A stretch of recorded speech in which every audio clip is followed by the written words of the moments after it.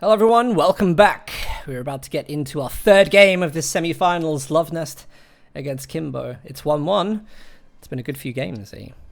It's been fantastic, and we're well on schedule to have a nice break before we reconvene directly following the World Cup final. So if you guys, want to catch this game, you're going to really want to catch it because it'll be the only game for the next 3 hours probably. And also after this game, there will be an announcement of sorts about something that you could probably guess, something that somebody's won. So we'll be announcing that after this game. But Dan, yeah, let's get into this thing.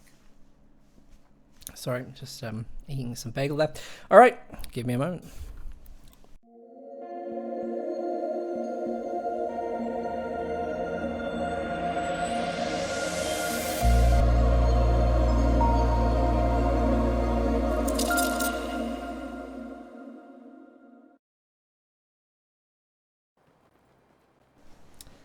Hello everybody and welcome to our game 3 of this epic semi-final series. Playing on the south side of our new map, Crossroads, it is going to be Kimbo playing as Soviets. I'm playing from the north side, looking to qualify for GCS2. It's been enough time now. He's been biding his time, possibly just training and waiting for the perfect moment to strike. And you can absolutely guarantee he does not want to lose to Kimbo today. He wants to get through to that final and smite his old rival Jessulan. Dan, Luvnest is a master of air mats. Crossroads is a great map for both factions. What does Kimbo need to do to beat the GCS1 champion today? I guess, do you know what, like we saw in some of the other games, just that attention to detail in all of the engagements. Mines everywhere, it's the staple of Soviets, is constantly whittling away manpower and squad efficiency through those little model drops through mines. You see Kimbo has got mines cost 6% less as a bulletin, so hopefully we are going to see loads of those. That kind of thing is key, you know, keeping Ostia on its toes, constantly mine sweeping, never pushing with the light vehicles it has. You know, that's going to be the big one for Luvnest to overcome. It is, and to be honest, I saw something in Kimbo's G1 play as OKW that was absolutely awesome, and it was his tank play. He thrust at the exact right moment like a master swordsman, getting in there with 80 voice cracks, and much like that, Luvnest's defense is cracked. And Kimbo exploited those cracks and got in there deep. Okay, I'm going to stop now. But anyway, Dan, Kimbo does have the aggression to foil Luvnest. But I think when Luvnest on his Wehrmacht, he doesn't really let you get into a situation where you have the tanks and the facility to do that. He kind of suffocates you from the get-go and stops you playing. I think the Luvnest's key thing that he's got here is he's good with positioning, so Ostia kind of suits him. You know, Luvnest normally has areas covered. He's got like a good map awareness to know what is and isn't safe. Good engagement awareness. You saw in the last game when he was getting sandbagged, he was running out of there in the right time. He knew where the squads were that were going to be suffering from that, and got them to safety. So he didn't really fall for Kimbo's traps, I felt, in that last game. And I think that's experience. I think he's also assessing Kimbo more than Kimbo's going to be assessing him. Yeah, I completely agree. But I've always, as I say, I'll readdress the point. I always think Luvnest on Wehrmacht is even better version of Luvnest. Soviets used to be seen as really good at GCS1. He was a very well-rounded player, but when he's not playing his best, he can always bring out the old the Ver. So, yeah, it's certainly a good situation for him to be in, having had faction pick in this ace game decider with that great 500 victory point win in game 2. Yeah, and look at this. He's already starting to be a little bit dominant now. He's getting his MG in a great position. He's got Grenadiers behind cover, looking strong. I actually feel like with the game 3 here, it's such a hard, you know, situation to predict, because even though Kimbo, you know, he's playing a new faction now, so you just don't know what the performance is going to be like. You don't know the way it's going to go necessarily. He played USF, now he's switched up, so there's no kind of like, this is what I expect, this was the routine last time. So for game 3, it's a real shake-up. It is. It is, by the way, the most statistically proven to be the winningest, to use an Americanism, faction in the Allied side. Soviets have the best win percentage. verging on about, I believe, 45% win percentage. USF are at 28, I believe, or 30, and then UK are probably negative, if that's possible. But yeah, Kimbo's gone for Soviets. And another interesting point, of course, with the Ghost sandbag usage, he's infamous for. By the way, he's having to get back to base because he's a low health squads against Penal Battalion. This could be bad. That's got to be a dead squad. Negative cover here. Kind of hoping Kimbo gets the kill. He does. First squad wipe goes to Luvnest.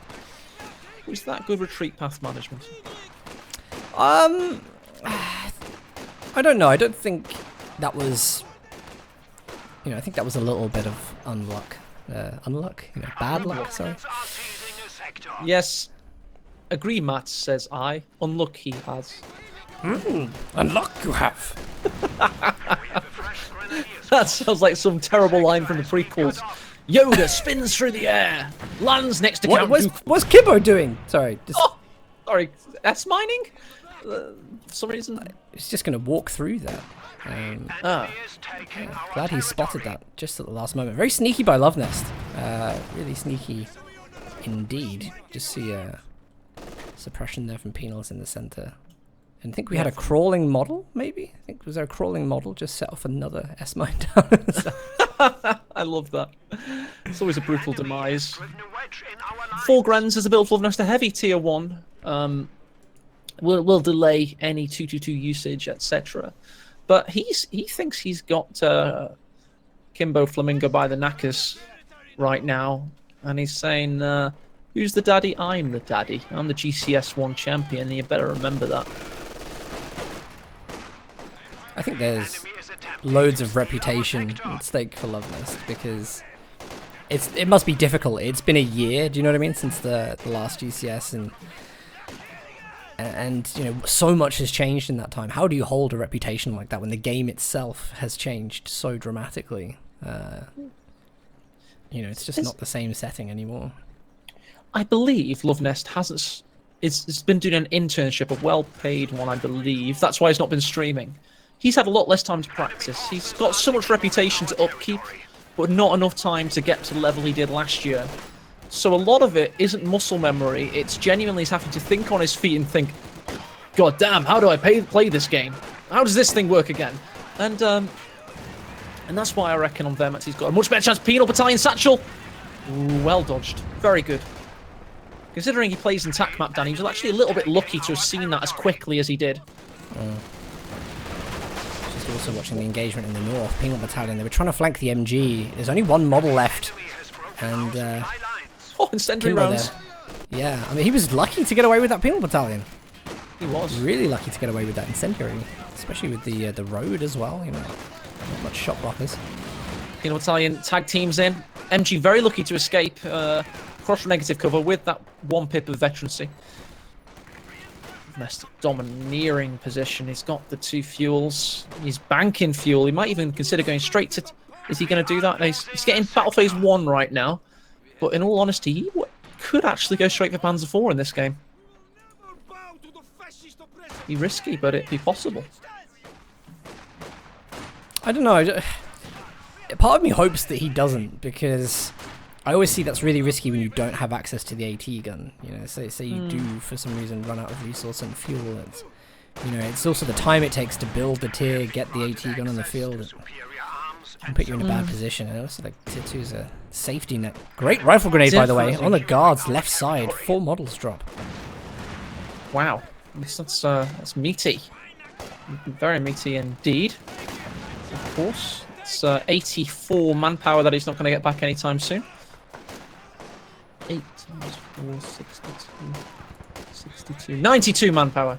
I'm an accountant. I can't multiply simple numbers. Never mind. Don't need to. You've got your trusty calculator at all times. That's what I say.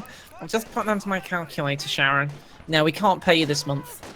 We can't feed my children. I know. Sorry. Oh no, that one penal model just crept round the other side of the hedgerow, meaning that the whole squad took suppression.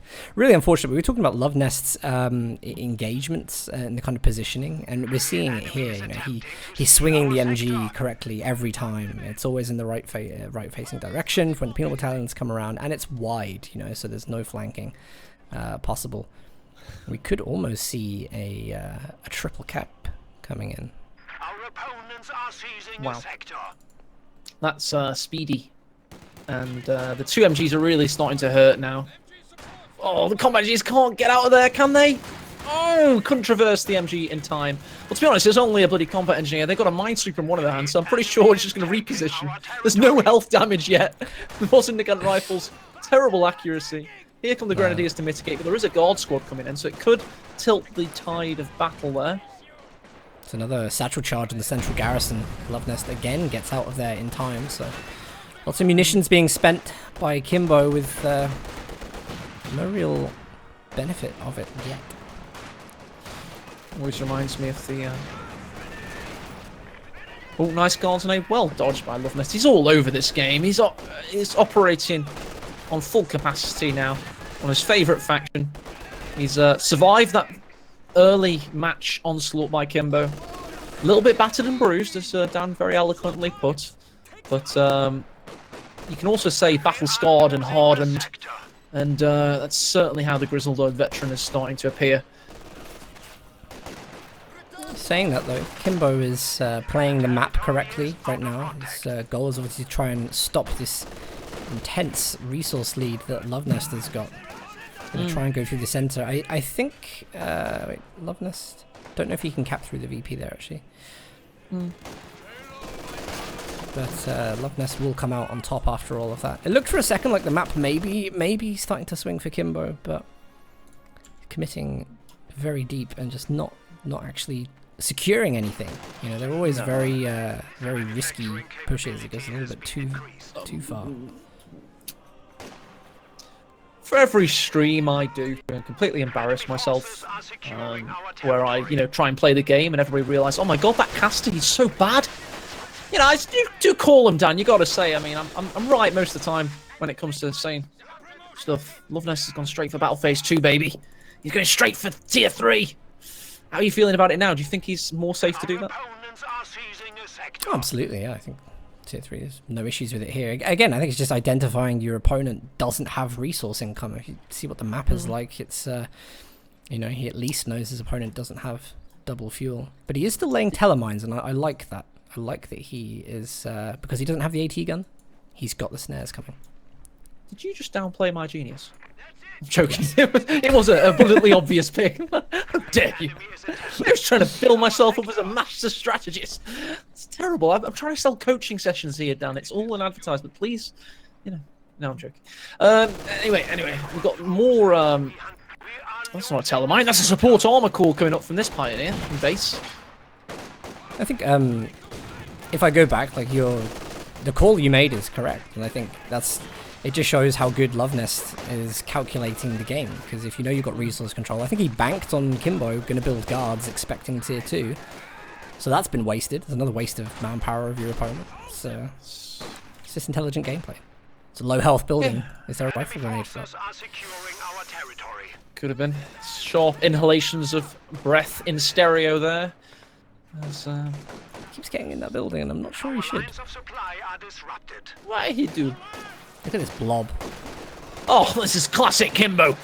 You don't get more Kimbo than this. He's Kimboing into his opponents with Kimbo-like ferocity. He's got nothing. Absolutely nothing. And you look, yes, he's going to be able to get something out from his Tier 3 right now. Be interested to see if he does go T70. If it does, Panzer IV is going to be out in like 30 seconds. There's no Tier 2 for AT. I haven't seen that many mines planted from Kimbo because he hasn't had the territory to plant them without being seen. It's really dangerous. Suddenly, I've realised Luvnest's GCS2 strategy down. It's just to try and get victory points on his allied faction and then just literally own his opponent as Wehrmacht. It's just, that's all these two 500 victory point wins. I'm calling them wins because, let's face it, Kimbo ain't going anywhere. This is more Two casters having a jolly good time. Oh, actually, Kimbo's going to go for tier 4. I think that's interesting. It's going to delay things a little bit, will it? Sees the Panzer IV is out in the field now. And he's not that close to getting his vehicle out.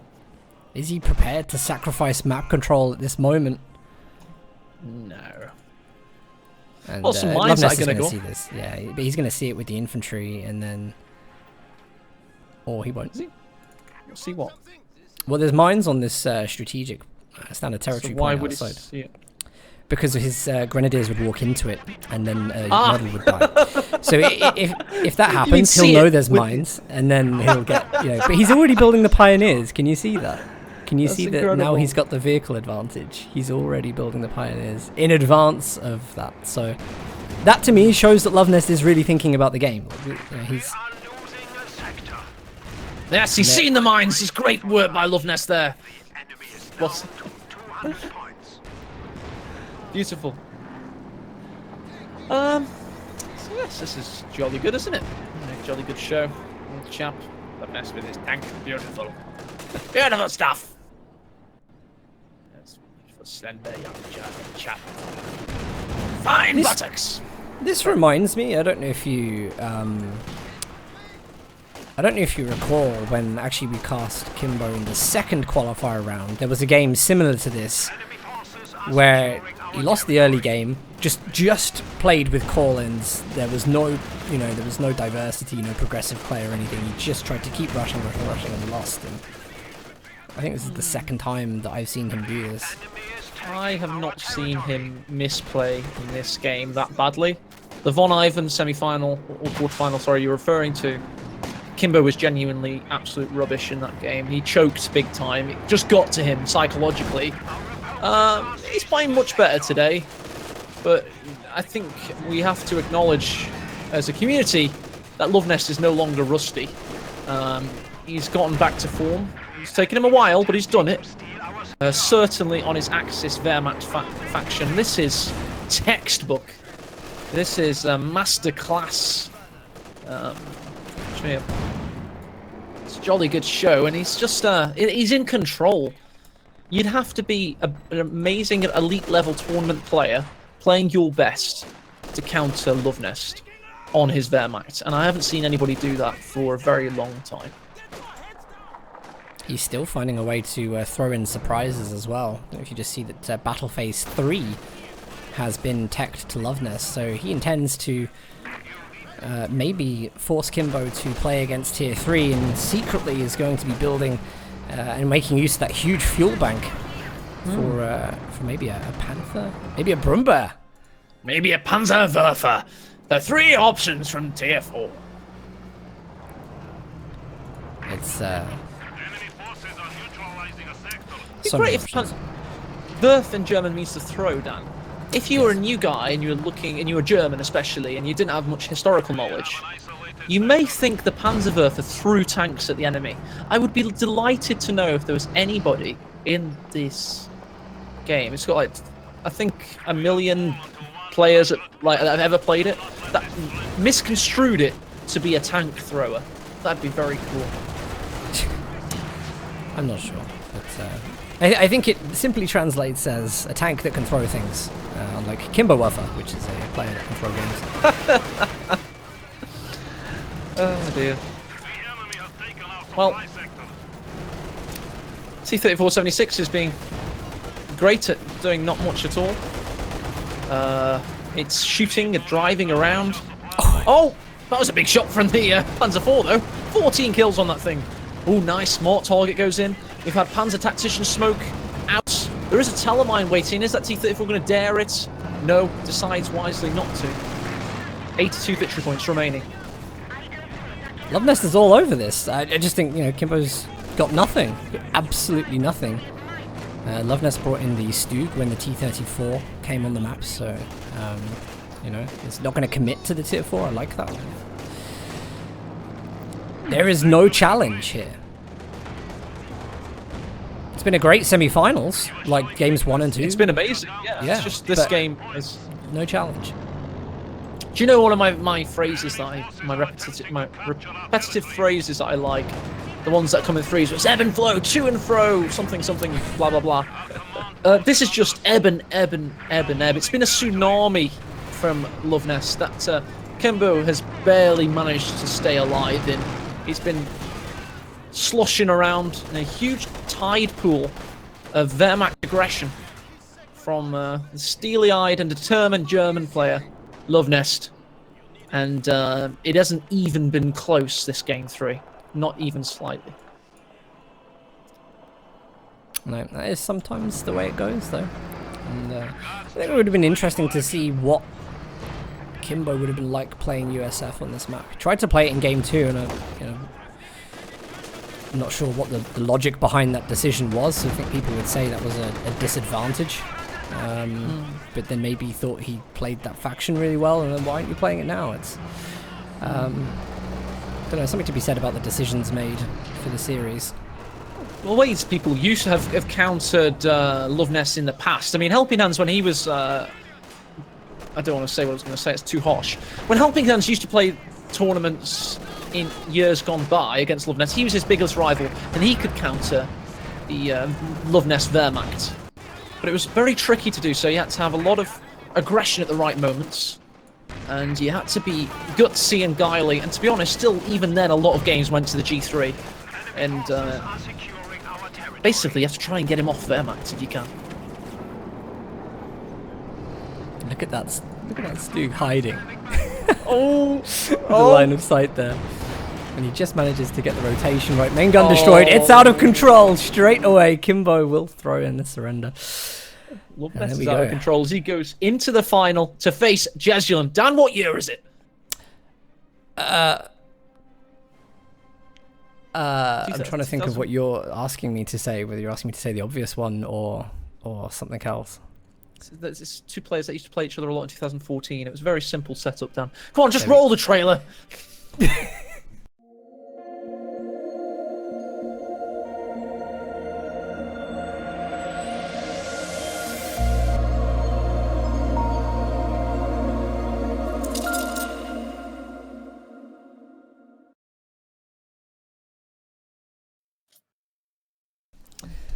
Welcome back, everybody. And that was the end of the second semi-finals for today.